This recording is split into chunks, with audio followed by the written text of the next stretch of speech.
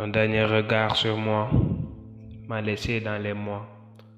Ton dernier sourire me rend toujours plaisir.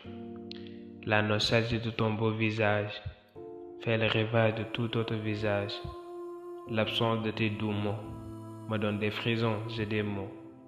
Soxna si namm naa la lool, mon corps te réclame.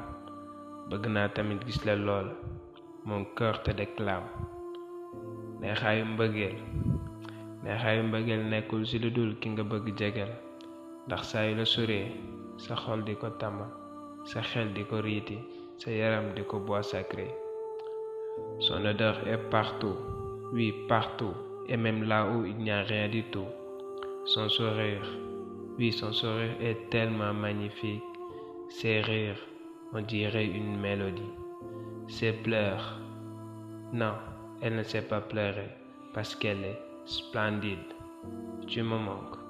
Soxna si dellu sil gaaw bala may raw, ndax dem te gisaatuma la dina ma dis lool. Ngir yàlla dellu sil namm naa la lool. Tu me manques grave.